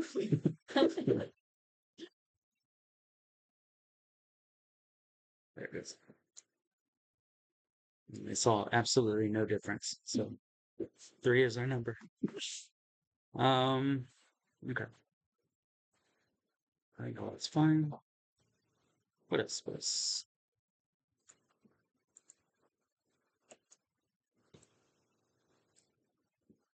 Um, as we reevaluate, like what else can you do? Like, what's the next step? What's working? What isn't working? Um, it feels flat to me right now, like just as an image, like distance and stuff. That's what's circulating right now. Um, there's some good depth like back in there because of those lights that were added. Um,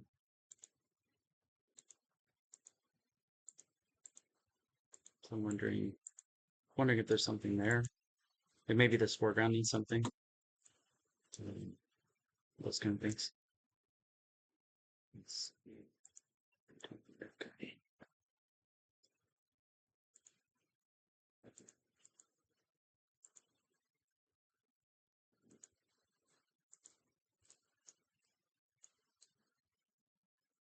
Ooh, they're chugging.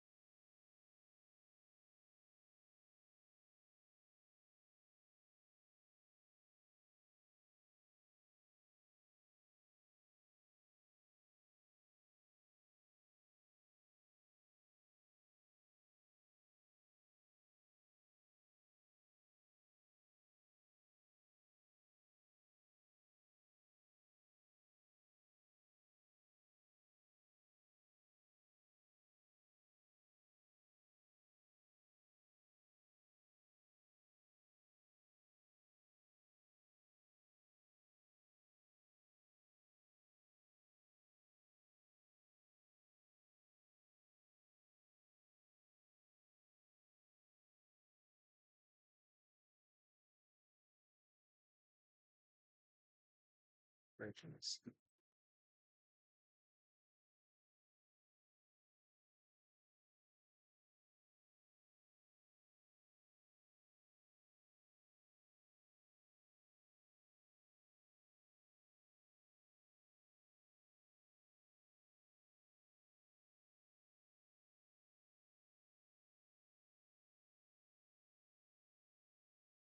Kind of why 3D is better, because you can to repaint that whole thing. It's taken like half a day or whatever. Um, so you can kind of like try different things really fast. Um, and see if things are working or not.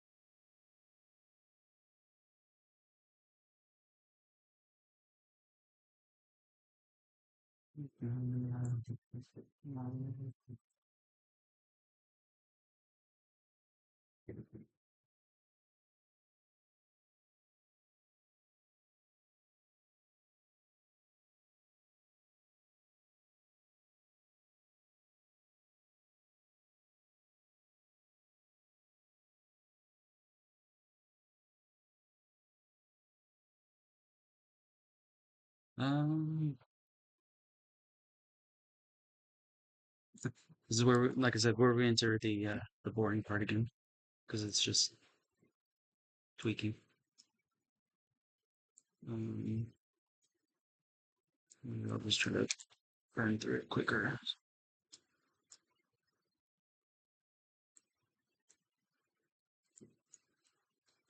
Oh, here's something cool. Show y'all something. Hopefully I have it installed. There's a tool called Scatter Objects, and you can you can draw where you want things to scatter.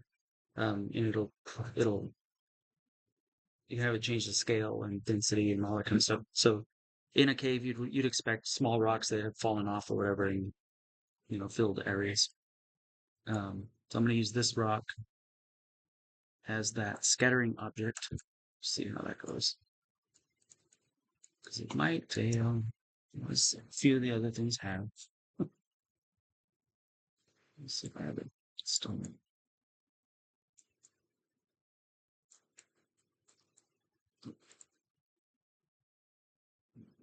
Now it's installed.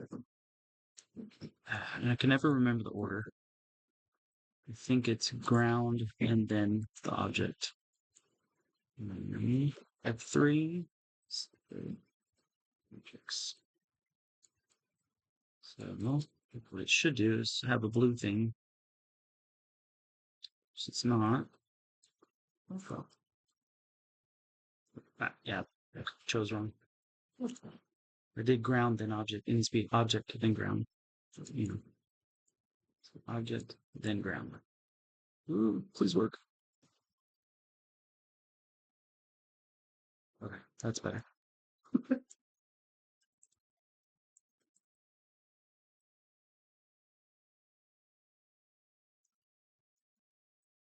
It looks chaos right now, but it'll look better in a second.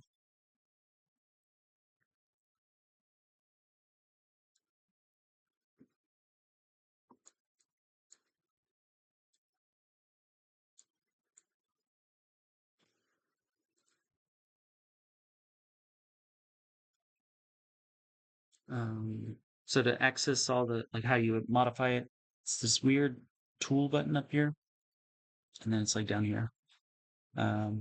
This is where you can change like how many of those sampled rocks show up. You can change how far out it spreads from your drawn lines. So we want to let it spread. You change the scale of it. So you want them super tiny or kind of medium. And then you can also change the randomness of it, like between small and large. Rotation, all this stuff, you can change it. You can change the seed, like where's it placing it on there. So like maybe one looks better than another.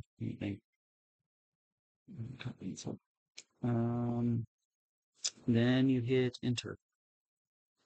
And it should enter. Yeah. Oh, this is good enough, but there is it throws whatever object you have, kind of scatters it in the spots that you've drawn. Just for extra layer of realism or whatever. It doesn't have to be another rock. It could have been like gemstones. It could have been fireflies. It could have been Jack in the Box. Whatever you want to scatter, you can do it that way. Once again, as long as your machine can handle it, because you're adding a bunch of geometry now. So it might have been better that I optimized this down from that many polygons to even less because it's so small, but just get a strong machine. You don't have to worry about it. Okay, we'll leave it like that for now. So we got some scatter box. Okay, so from there, we're basically almost ready to kick out renders, which is like when you get in Photoshop and make it look cooler. So we've got lighting, we got fog, we got our scene composed, rocks and terrain with a person for scale. Do this. It's a scene.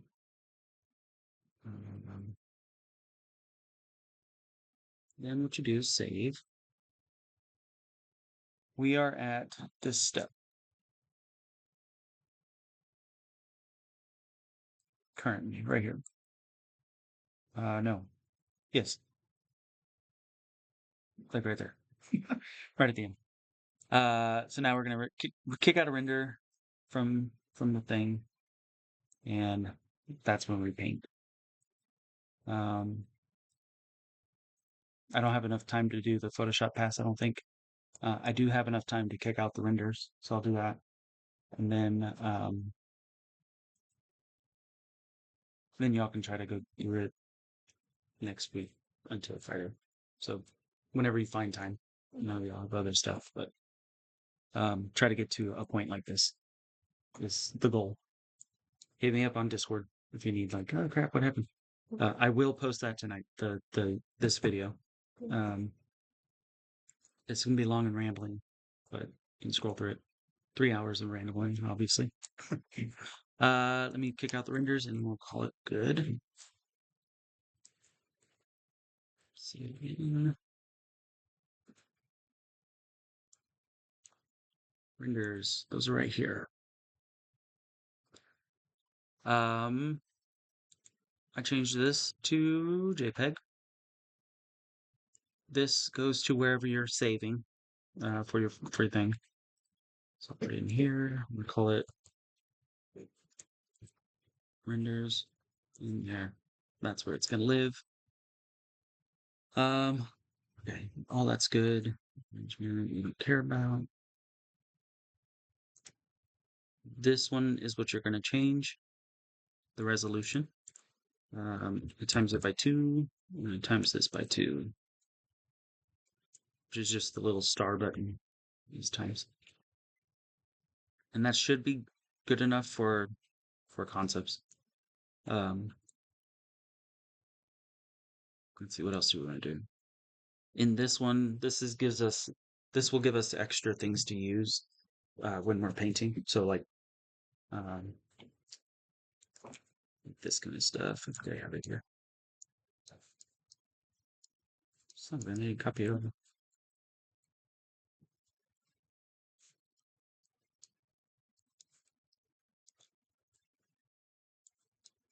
I know I have an example.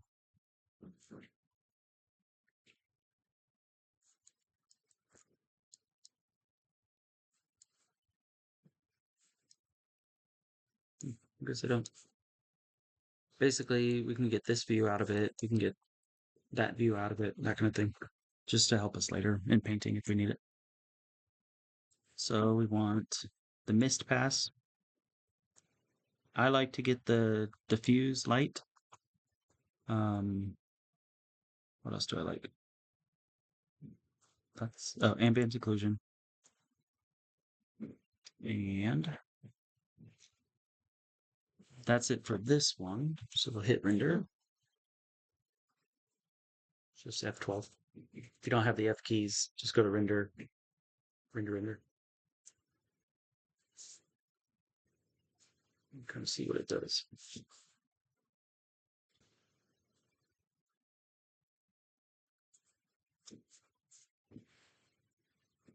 Where's our scene? And then these are the different passes. So we've got our distance. So we can add more fog if we want it. We can lighten and darken things based on distance. We can have, if that guy's not silhouetted enough in our render, which he's not, we can kind of bump that with that mask.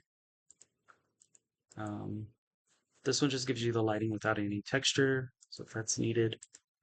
This one's the ambient occlusion, which I might increase that actually.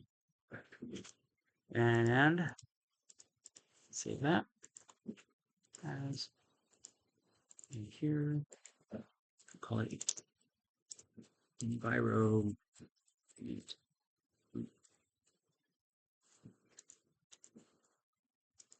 Then there's one other render that is extremely useful, but you have to change your render engine. So just click it and go to Workbench. It doesn't look like anything changed because we're in that first mode. This right here is where you need to change things. So you go flat. It looks like everything disappeared. Then you go random.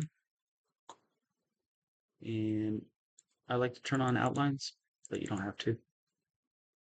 And that's all. Basically what this gives us is we can now select different objects in Photoshop. So you can use like magic wand and say, okay, I only want the person, so I can paint in that or behind that. Same with the rocks, that kind of thing. So it's like your flats in a drawing. Okay, you do a painting. So we render that.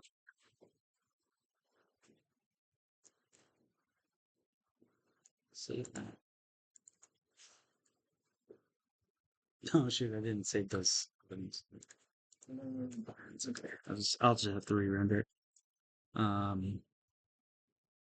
Some people call it the clown pass. So if you if you ever look online, that's what they call it. Because it's got clown, colors. So there's that. Let's re-render the other stuff.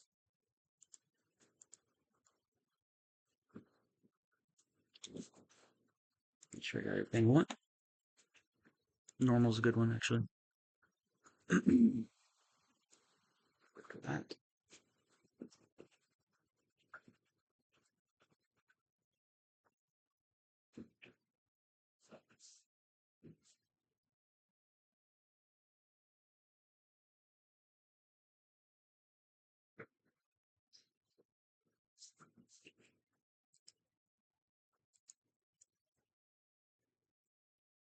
This looks weird, but in Photoshop you'll use the channels, red, green, blue. Red, you can add extra light from the right. Green, you add extra light from the top. And blue is kind of just a whatever channel. It doesn't really do anything. So I'll show you that a little bit too.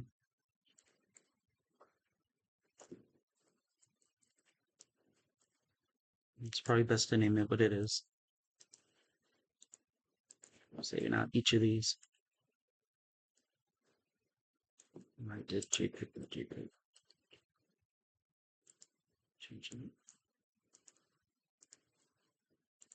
This is the boring part. I wish there was an automated way to get them all out. But I have not found it yet.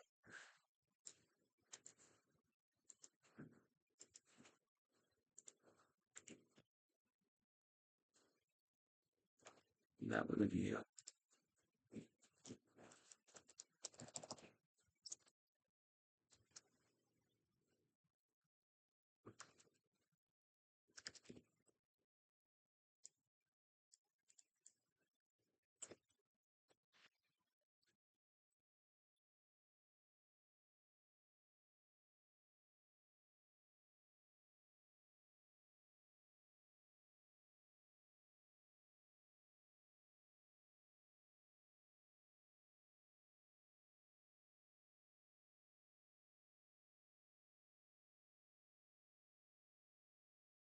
this one.